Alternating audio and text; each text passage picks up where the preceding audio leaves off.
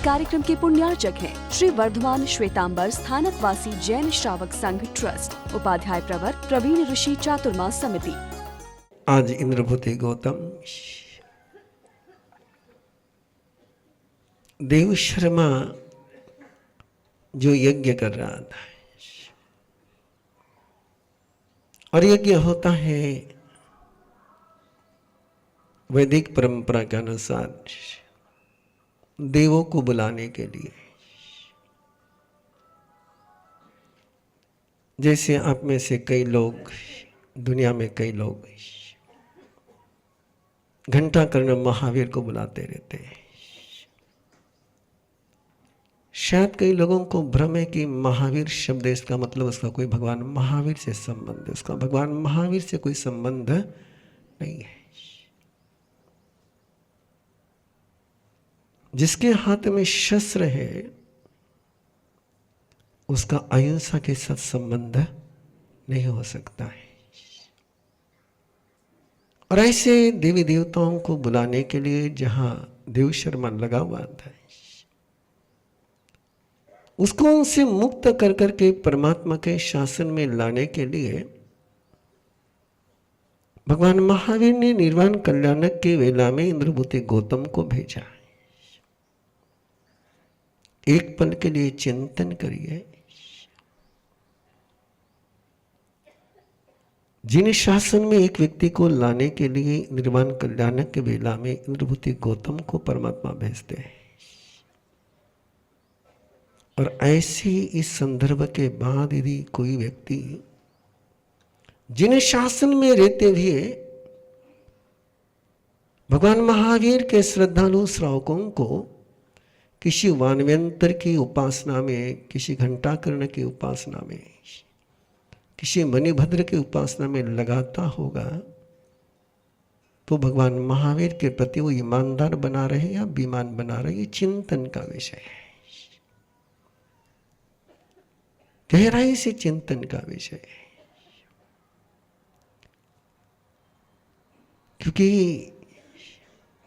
इंद्रभूति गौतम वहां जाते, उसको समझाते, प्रतिबोध देते,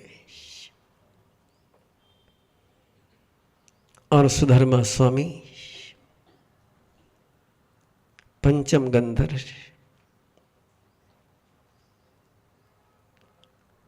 जहां परमात्मा प्रभु महावीर ने अपने संयमी जीवन का पहला पालना किया,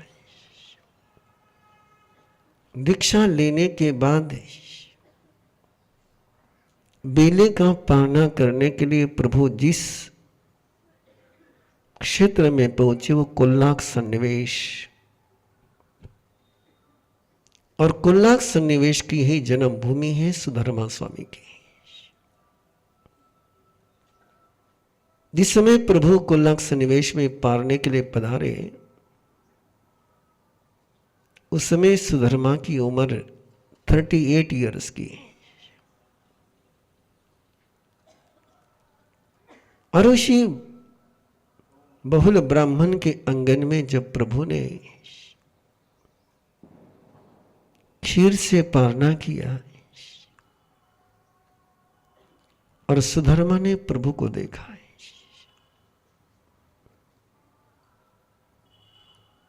एक राजकुमार जो कभी अलंकारों से अलंकृत रहता था, राजसी वस्त्रों में सुशोभित होता था, उस राजकुमार को एक योगी के रूप में देखा। ऐसा बदलाव आ सकता है क्या? यह परिवर्तन करने के कारण से जीवन में कोई परिवर्तन हो जाएगा? सुधर्मा के मन में बहुत सारे सवाल उभर गए।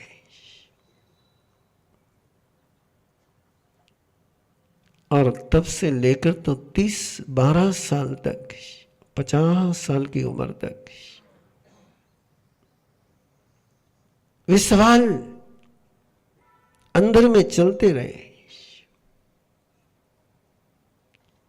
कि मनुष्य मनुष्य ही रहेगा, पुरुष पुरुष ही रहेगा, स्त्री स्त्री ही रहेगी, गधा गधा ही रहेगा, कुत्ता कुत्ता ही रहेगा। कुछ भी कर ले उसमें कोई परिवर्तन होगा नहीं।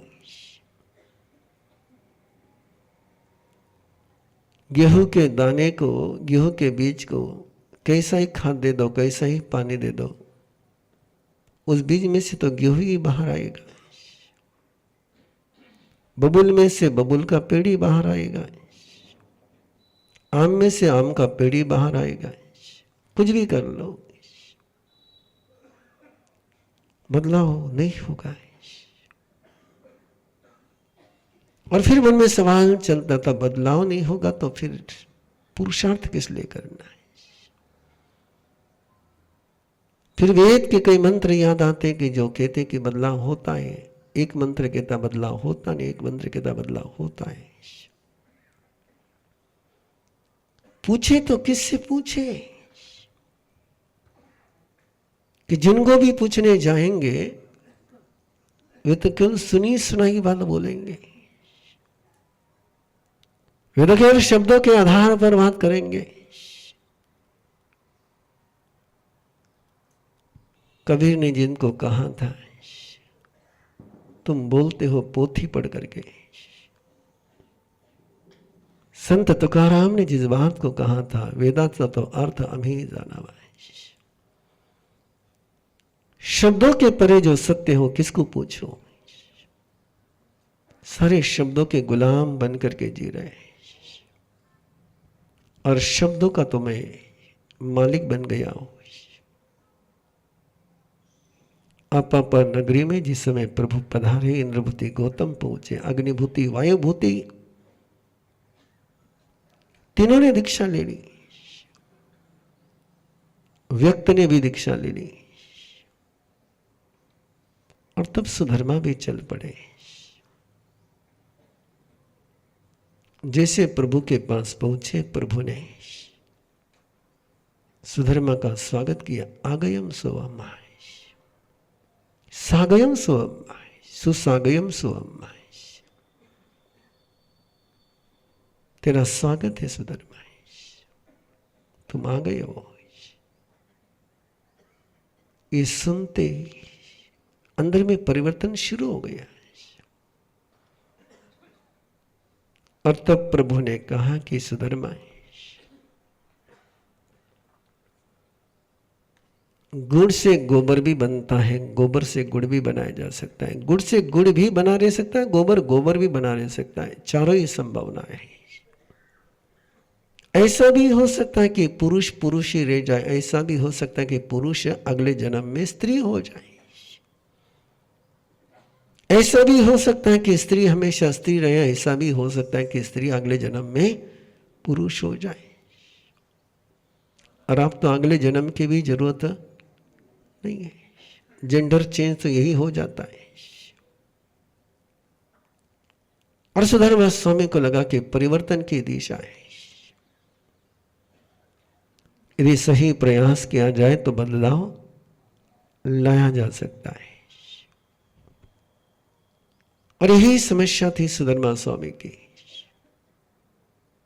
और इसका गहरा उत्तर है, बबुल के बीज को भी आम के पेड़ फल लगाए जा सकते हैं। बीज बबूल का है लेकिन फल आम के लग सकते हैं। बीज आम का है लेकिन फल कांटे लग सकते हैं। ये नेचुरल है कि बबुल को बबुल के पे कांटे लगे और आम को आम के फल लगे, ये नेचुरल है, एक निसर्ग क्रम है। लेकिन परिवर्तन हो सकता है। चंड कौशिक के पास सारे बबुल के ही बीज थे, लेकिन उन सारे बबुल के बीजों को भी परमात्मा ने ऐसा चेंज कर दिया उन सारे बीजों को कि क्षमा के फल लग गए। अर्जुन माली के पास हत्या के बीज थे, लेकिन परमात्मा ने ऐसा परिवर्तन कर दिया कि इसको सिद्धि के फल लग गए। शालिभद्र के पास सारी सुविधा के बीज थे, लेकिन परमात्मा ने ऐसा परिवर्तन कर दिया कि सिद्धि के फल लग गए। और सुधर्मा स्वामी प्रभु के चरणों में दीक्षित हो गए।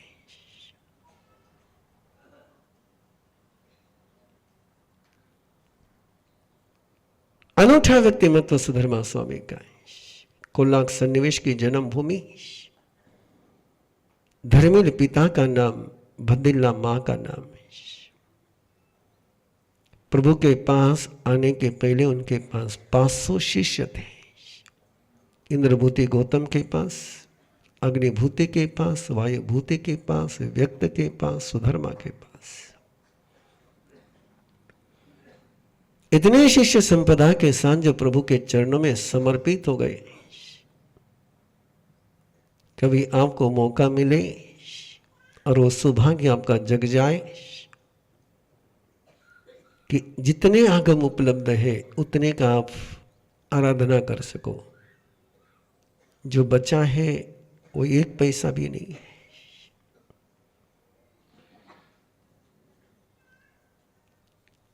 लेकिन जितना बचा है उसको भी आप पढ़ोगे, देखोगे तो पता चलेगा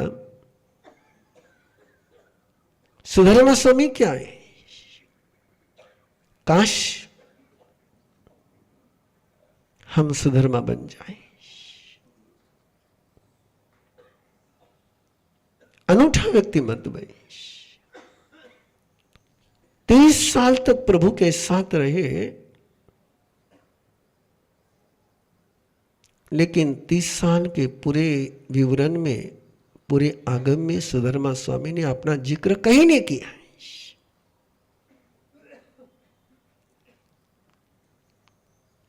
वो केवल जिक्र करते कि इंद्रभूति गौतम ने क्या पूछा, अग्निभूति ने क्या पूछा, वायुभूति ने क्या पूछा, जयंती ने क्या पूछा, सुलसा ने क्या पूछा, अंबर सन्यासी का क्या हुआ, अतिमुक्त का क्या हुआ। ये जो लोगों ने पूछा उसको केवल सुरक्षित करते जाते। छाया भी छोटी हो जाए, ऐसे प्रभु के साथ जिए।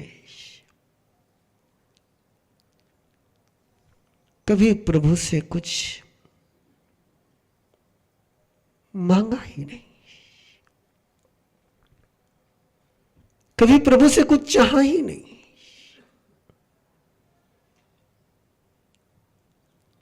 स्वयं का नाम, स्वयं का रूप, स्वयं का व्यक्तिमत्व कहीं रखा ही नहीं।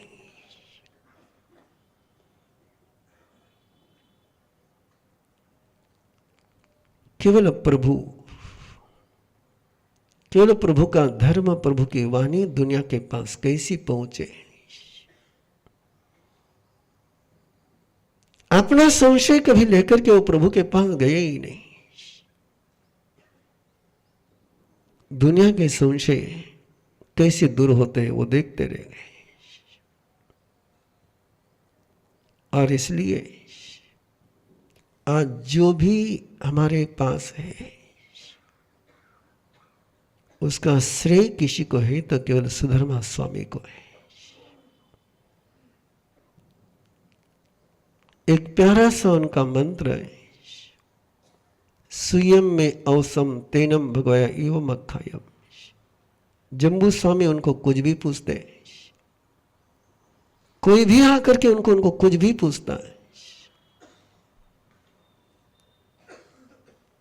चाहे कोने आकर के पूछे कि और कोई आकर के पूछे, केवल जम्बू स्वामी की बात नहीं है।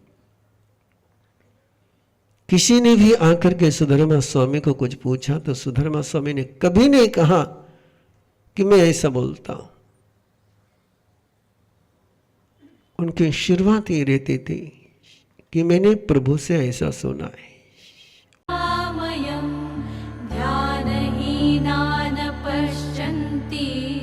निज देहे व्यवस्थितम् अनंत सुख संपन्नम ज्ञानामृत पयोधरम अनंत वीर्य संपन्नम दर्शन। स्वयं की यात्रा स्वयं के साथ करने के लिए जुड़े हमारे साथ और हम पुरुषाकार ध्यान साधना के 72 घंटे के रेजिडेंशियल शिविर में 10 अप्रैल से 13 अप्रैल शिकोहपुर मंदिर, दिल्ली जयपुर रोड, गुड़गांव।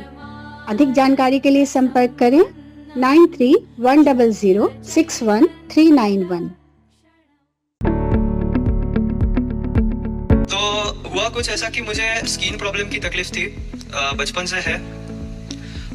पिछले साल थोड़ा इन्फेक्शन हुआ हाथों में, तो डॉक्टर के पास जाना हुआ और डॉक्टर की सलाह ऐसे थी कि उंगली ही कट करनी पड़ेगी, इतना इन्फेक्शन सीवियर हो गया था। उसी टाइम कर्मा कोच का गाइडेंस मिला, उनसे साधना मिली।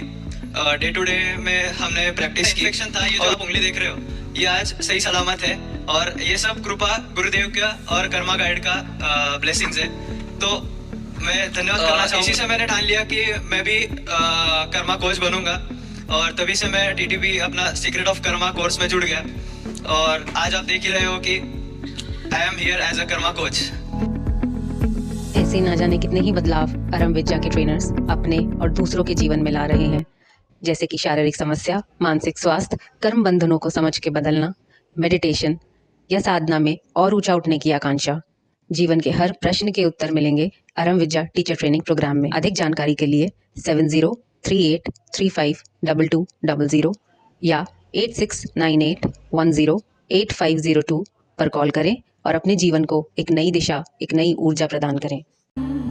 निर्विकारं निरामयं ध्यानहीनान् पश्यन्ति निजदेहे व्यवस्थितम् अनन्त सुखसम्पन्नं ज्ञानामृतपयोधरम् अनन्तवीर्यम्।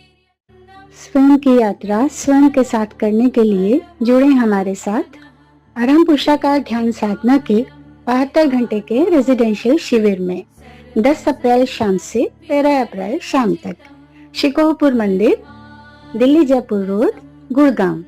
अधिक जानकारी के लिए संपर्क करें 9310061391। इस कार्यक्रम के पुण्यार्चक हैं श्री वर्धमान श्वेतांबर स्थानकवासी जैन श्रावक संघ ट्रस्ट, उपाध्याय प्रवर प्रवीण ऋषि चातुर्मा समिति, महावीर भवन, इंदौर।